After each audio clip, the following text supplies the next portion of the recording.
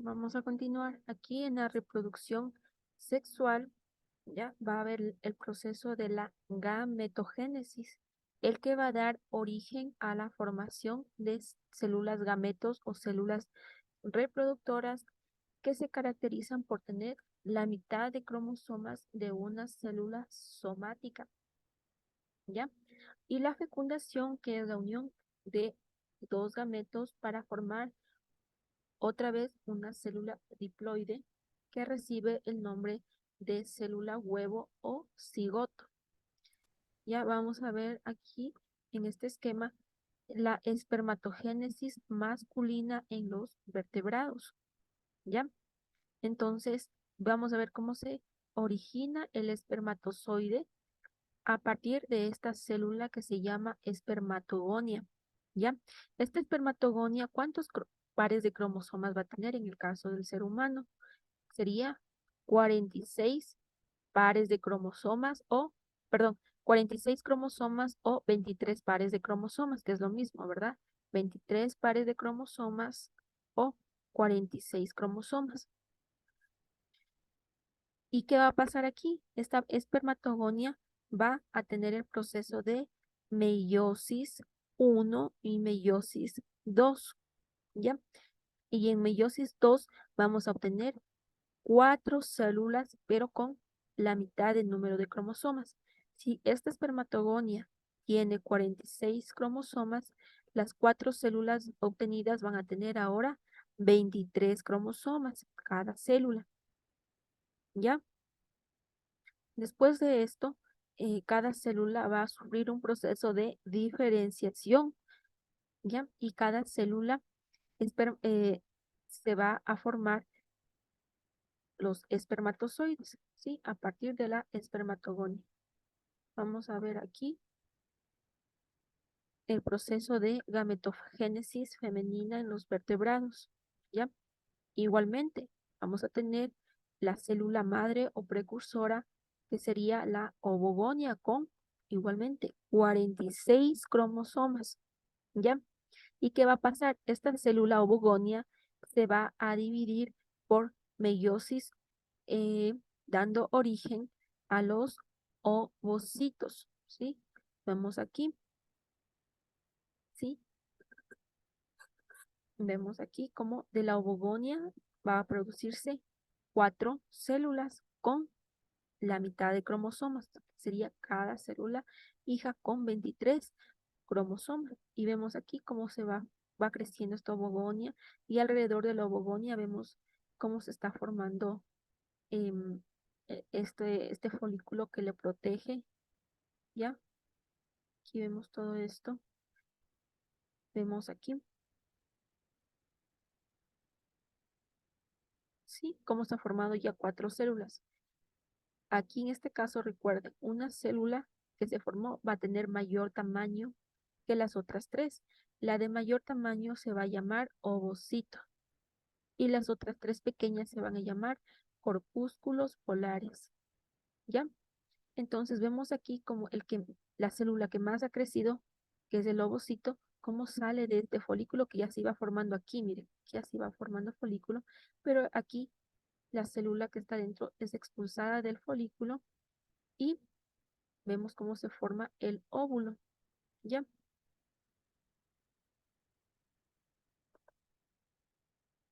La fecundación,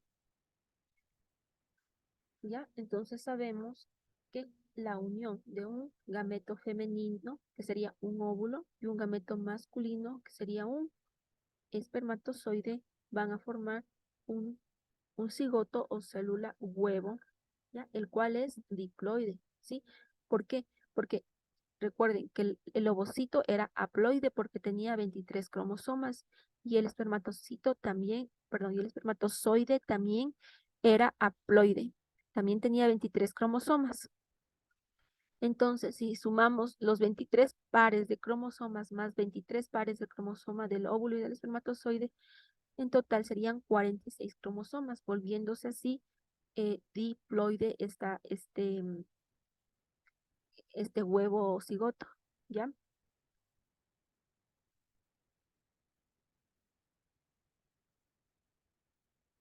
Aquí vemos también que existe dos tipos de fecundación, la fecundación externa y la fecundación interna, ¿ya? La fecundación externa, sí, los óvulos y los espermatozoides son liberados en el agua. Vemos aquí, por ejemplo, estos peces, un pez adulto macho, y aquí vemos otro pez, otro pescado adulto hembra, ¿ya? Vemos aquí que ambos depositan sus células em, reproductoras en el agua, o sea, depositan los gametos en el agua. ¿Y dónde va a ser la fecundación? En el agua, porque se van a unir ahí, ¿ya? El gameto masculino y el gameto femenino se unen en el agua y van a formar un huevo o cigoto. Sí, vemos aquí, donde se va a seguir desarrollando, formándose un embrión, una larva, hasta que llega a ser un pescado en etapa juvenil. ¿Ya? Pero esta fecundación es externa, fuera del cuerpo del individuo. En cambio, la fecundación interna, ¿sí? Es la unión de los gametos en el interior del cuerpo del individuo progenitor, frecuentemente la hembra, ¿sí? Es lo que pasa en el caso de los mamíferos, ¿ya? En donde se produce la fecundación, ¿sí? En las trompas de falopio de la hembra y em, se produce luego lo que es la implantación del huevo en el útero. Desarrollo embrionario, ¿ya? El cigoto, es decir, ese huevo cigoto que ya se formó de la unión del espermatozoide y del óvulo, va a sufrir una serie de divisiones mitóticas, ¿ya?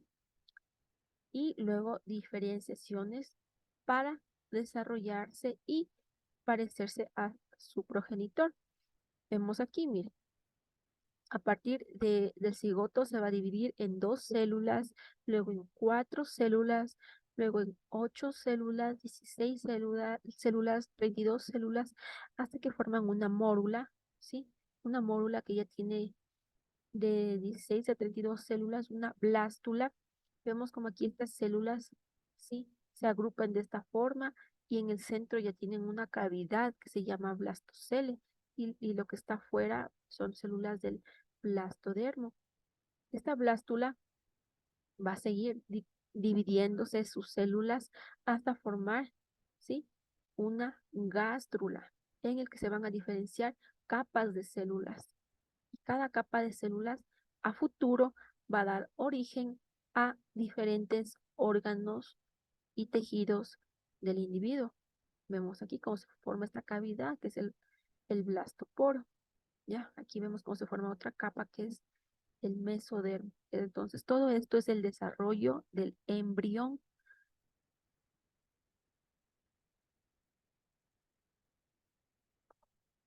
¿Ya? Hasta ahí vamos a quedar en lo referente al ciclo celular y vamos a hablar ahora de genética.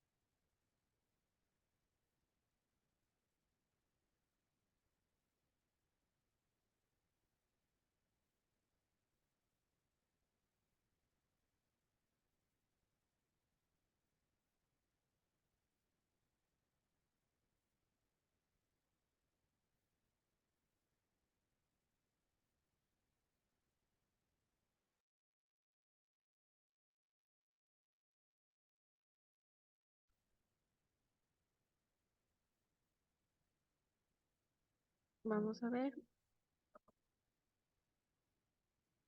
Bueno, ya hemos hablado acerca de la célula, los cromosomas, el ADN, ¿ya?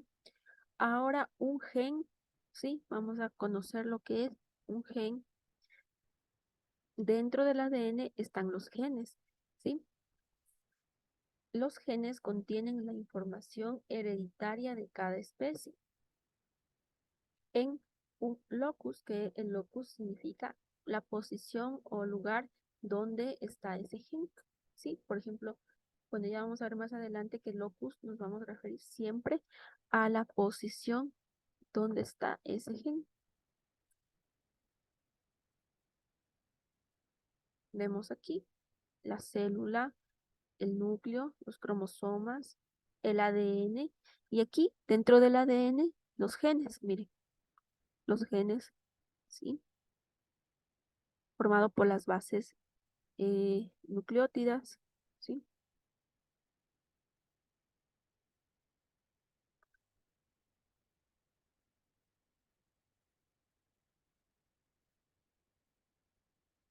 Un alelo es una de las diversas posibilidades que puede presentar un gen para la información de un carácter, ¿ya? Recuerden este concepto alelo. Las diferentes posibilidades que puede presentar un gen para la información de un carácter. Gracias a los alelos que nos da la característica, ¿sí? Es la gran variabilidad genética que existe en las características de cada individuo.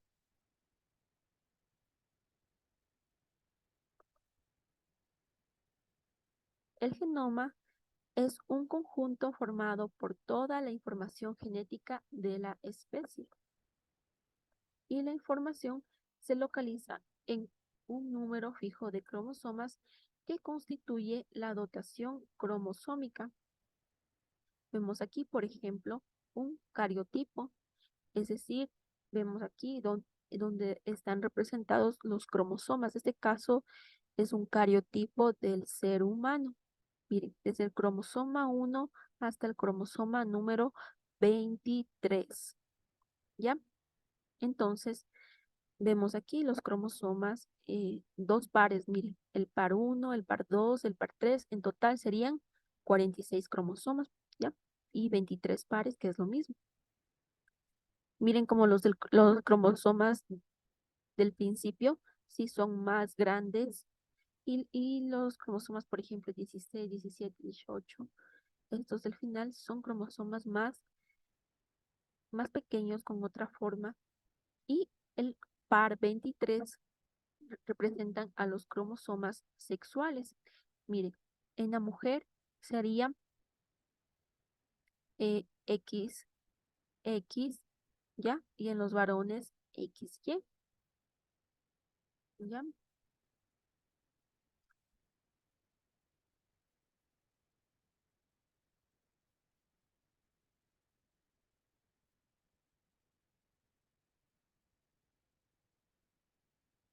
Vamos a continuar. Aquí tenemos igual otro cariotipo que nos indica la dotación cromosómica del individuo. Miren, estos brazos, ¿sí? Nos representan a los brazos de los cromosomas, desde el par 1 hasta el par 23. Y aquí en el par 23, ¿sí? Dependiendo si es hombre o mujer, ¿sí? Sus células pueden tener sus células sexuales pueden tener el par 23, XY o XX, ¿ya?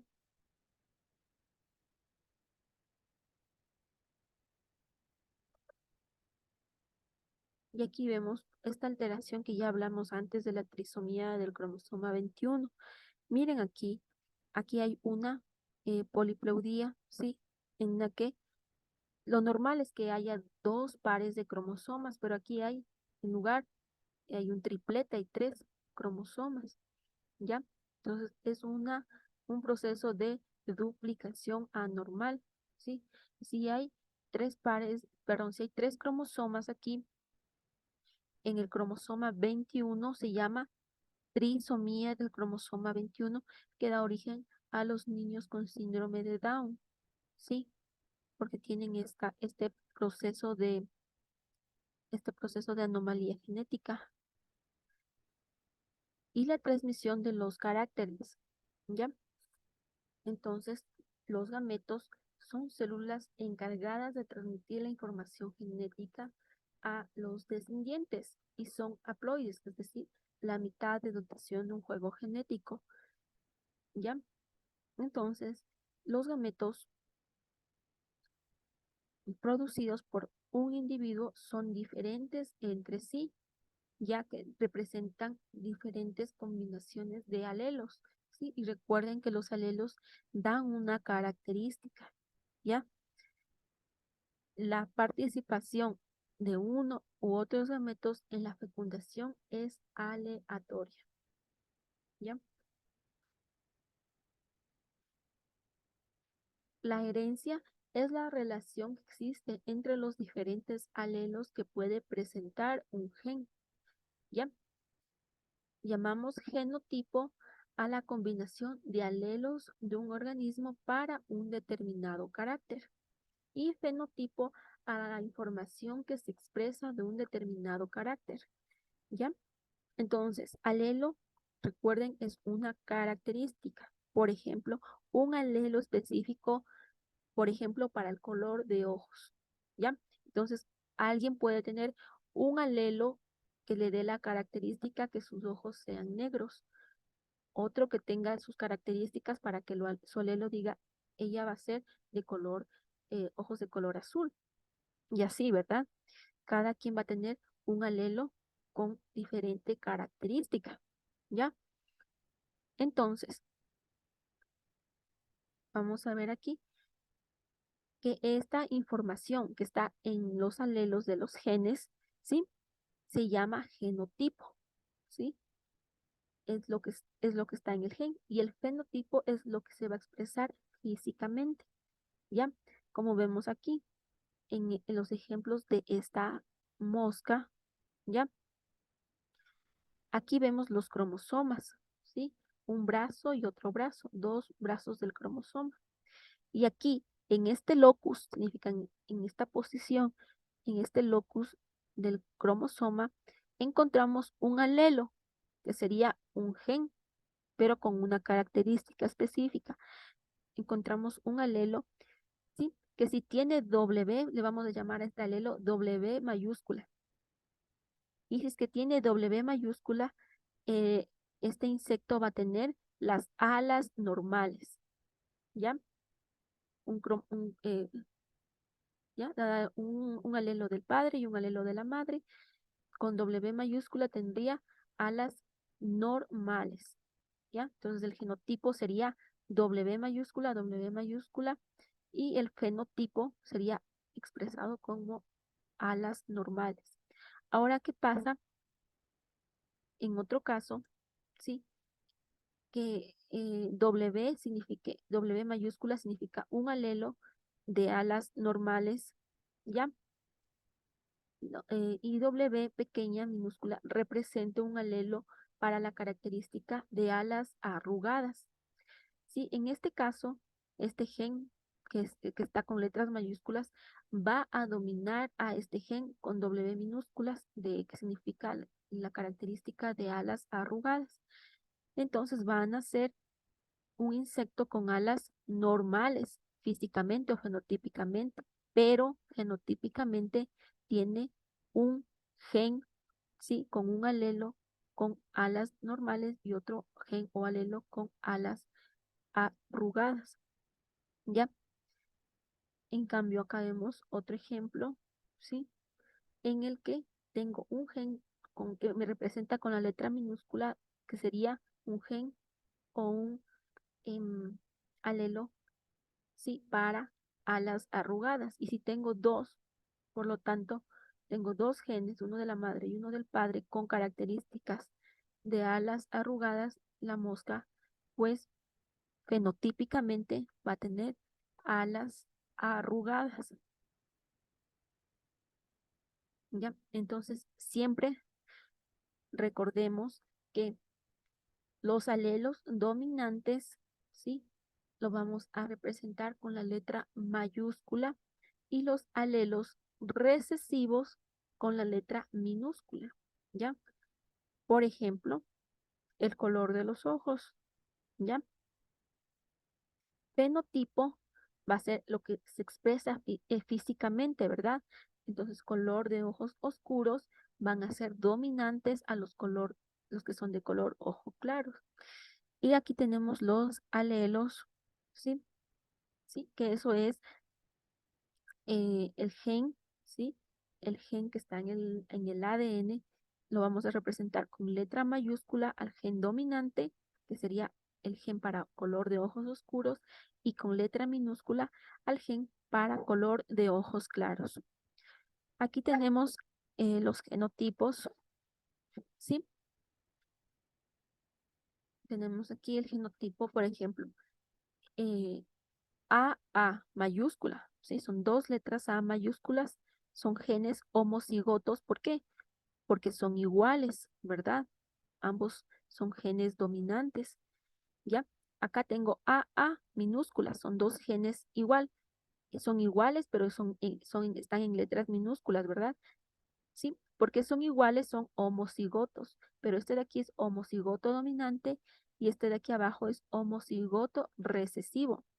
En cambio, este de acá es un heterocigoto, porque uno sería dominante y otro recesivo. Hay una combinación, por eso es heterocigoto. ¿Ya? Ya vamos a ver más adelante. La herencia dominante. ¿Ya? Cuando la información de un alelo al que llamaremos dominante domina sobre otro al que lo llamaremos recesivos. ¿Ya? Vemos aquí. Esto de aquí nos representan a semillas. ¿Ya? Vemos que esta semilla amarilla está con letras mayúsculas, por lo tanto será dominante el color amarillo.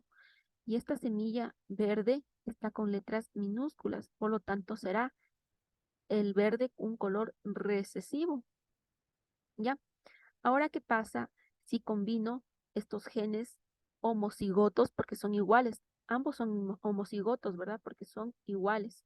A mayúsculas y A minúsculas son homocigotos, sino que este de aquí sería un homocigoto dominante, este sería un homocigoto recesivo. Si se unen estas semillas, van a formar esta semilla en la familia 1, F1 es familia 1. Esta semilla va a ser amarilla, pero no va a ser una semilla amarilla pura como esta, que era, que sus genes eran homocigotos, sino aquí ya va a ser heterocigoto, porque posee también un gen para color verde, solo que no se expresa, pero está ahí el gen. Ya, vamos a realizar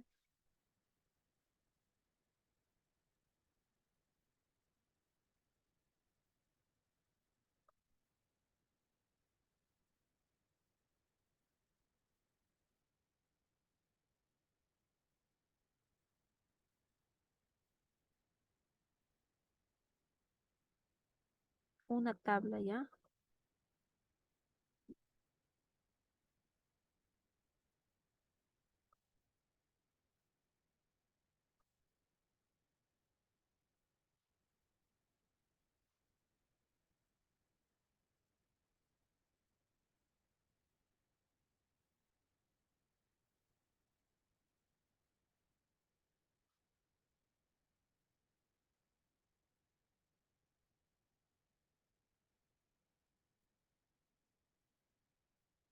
Entonces pongamos ya, aquí vamos a realizar una tabla.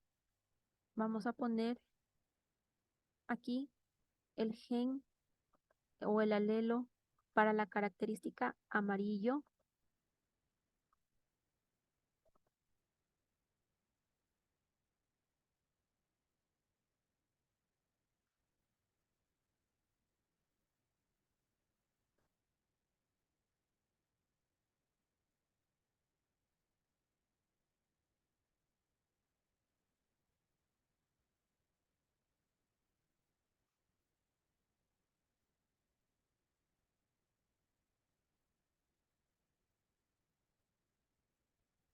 ¿ya?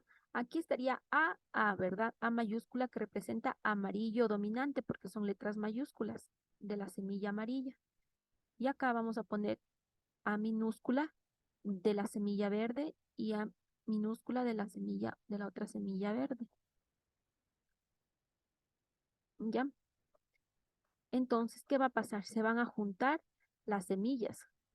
Aquí si se juntan esta semilla con la semilla A mayúscula con la otra semilla A minúscula, ¿cómo me quedaría? A, A, ¿verdad? Aquí. Ahora, si se junta esta A mayúscula, si se junta esta A mayúscula con esta A de acá, ¿cómo quedaría? Se quedaría A y A, así. Ahora, ¿qué pasaría si se une esta de aquí con este de acá? Recuerden, estos son combinaciones de genes, ¿ya? Entonces, ¿qué pasaría si combina este gen de amarillo dominante con amarillo recesivo?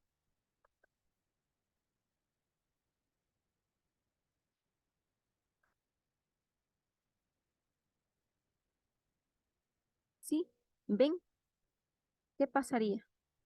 Todas las semillas de hijas que tuviesen estas dos semillas, ¿sí? Que formarían estas dos semillas, todas serían amarillas, porque todas tienen el gen A mayúscula dominante, pero aparte poseerían el color verde, porque también tienen una letra A minúscula, pero no se expresa. Todas serían heterocigotas, el 100% heterocigotas, las hijas, ¿verdad? En la familia 1.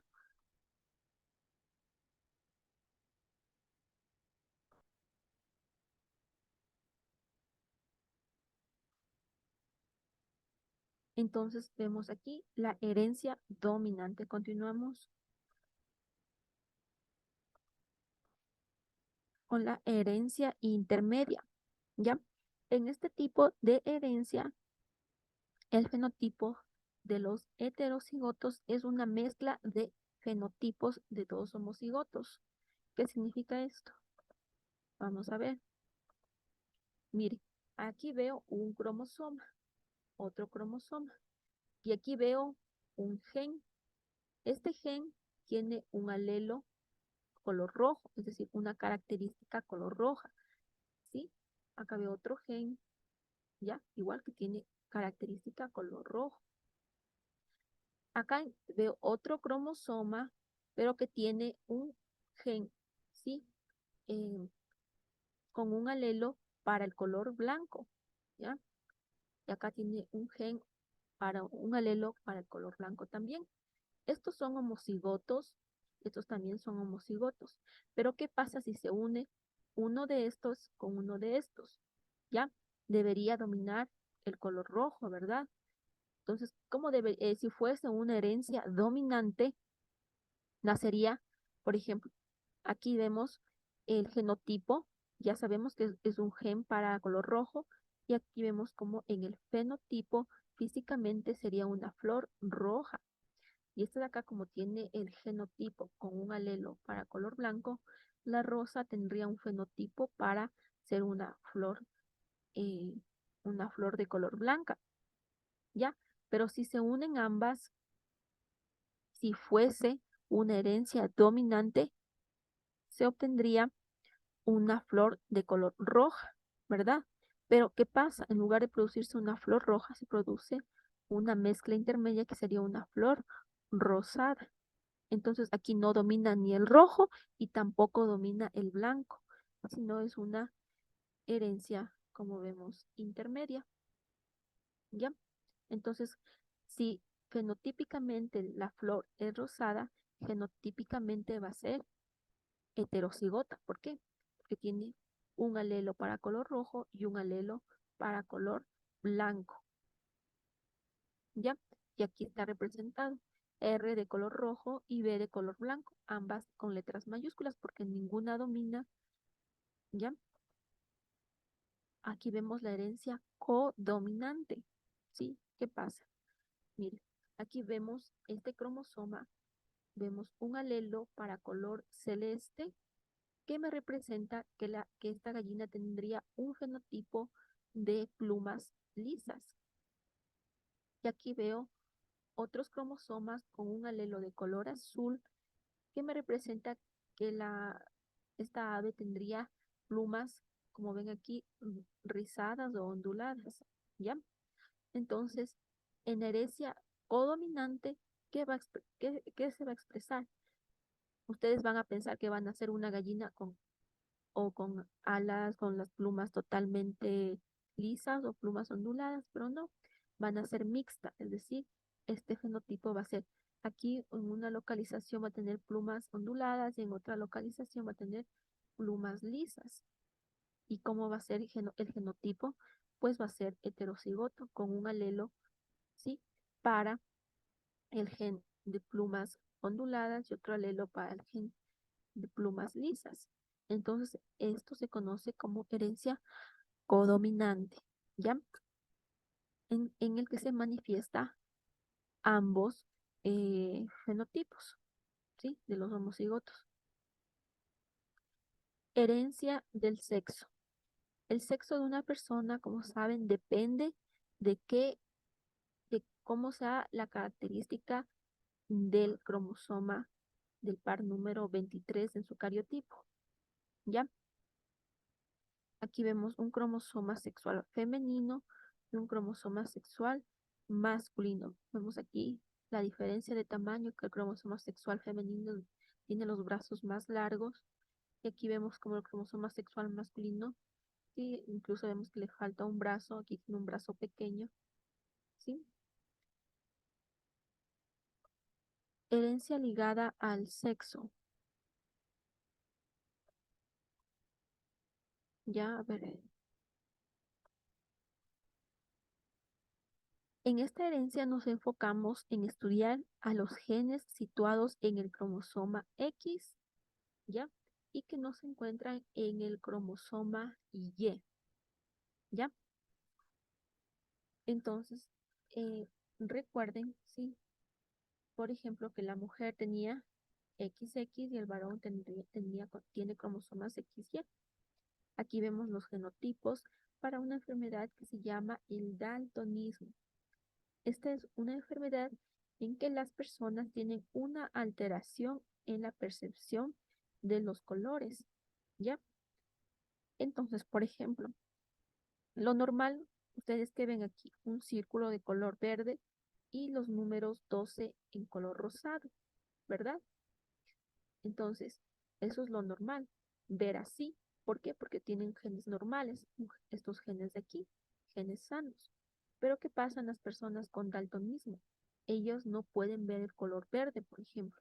Ellos no podrían ver así como nosotros estamos viendo el verde y el 12 en rosado, sino todo lo ven mezclado, ¿sí? Esta alteración se encuentra en qué cromosoma X. ¿Y qué pasa? ¿Sí? Vemos aquí un cromosoma X dañado y también otro cromosoma X dañado. Por lo tanto, va a tener la enfermedad. ¿Ya? Acá vemos, ¿sí? Eh, Otros casos. Vemos aquí un cromosoma X dañado y un cromosoma X sano, ¿sí?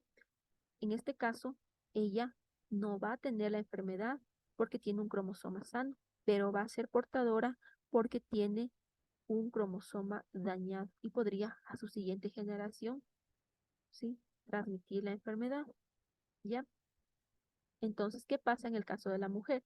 Si tiene dos cromosomas X sanos, pues va a tener una buena visión. Si tiene dos cromosomas X dañados, no va a tener el daltonismo. Y si tiene un cromosoma X sano y otro dañado, no va a tener la enfermedad, pero va a ser portadora de la enfermedad. Ahora, ¿qué pasa en la herencia del daltonismo en el hombre? ¿Ya? El hombre, en cambio, tiene dos cromosomas, un cromosoma X y un cromosoma Y. ¿Ya? En este caso, ¿dónde se encuentra esta enfermedad? Solo en el cromosoma X. Entonces, el cromosoma Y, nada tiene que ver aquí. Entonces, aquí vemos el cromosoma X en el hombre está sano. Y el cromosoma Y también, que es este de acá, está sano. Por lo tanto, va a ser un hombre con una visión sana.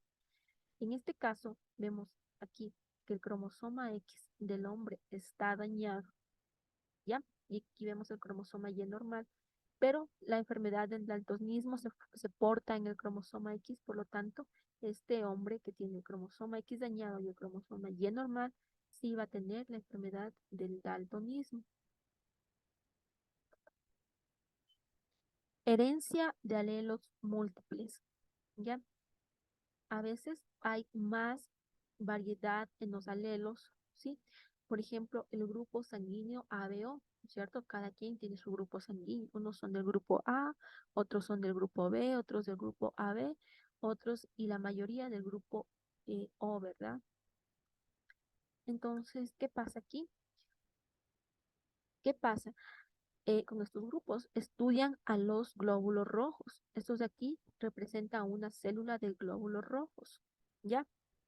Entonces, los glóbulos rojos de estas personas presentan la proteína A en la membrana. Ya vamos a escribir, aquí también es A. ¿Sí ven? Esta proteína A.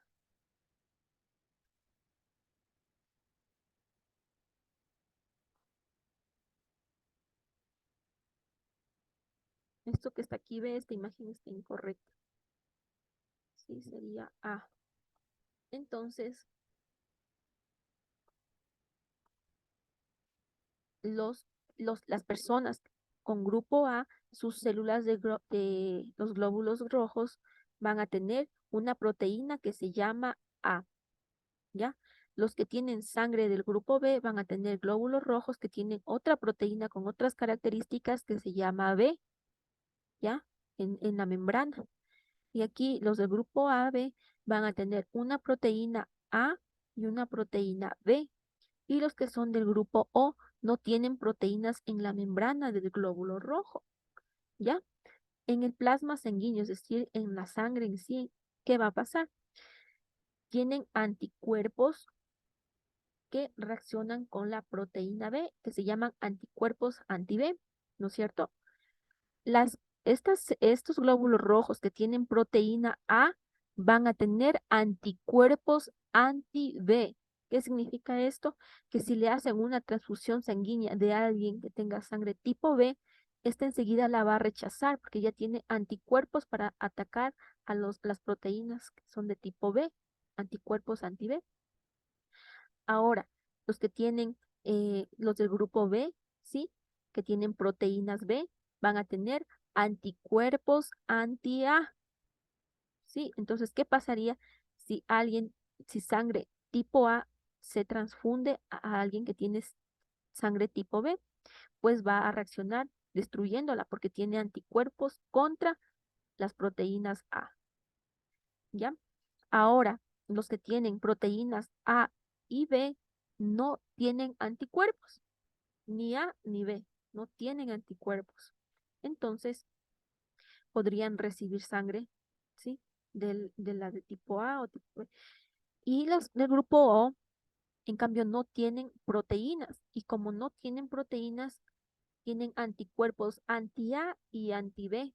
Es decir, no pueden recibir sangre ni de la tipo, ni del grupo A, ni del grupo B, ni del grupo AB, porque si reciben sangre de este tipo, como tienen anticuerpos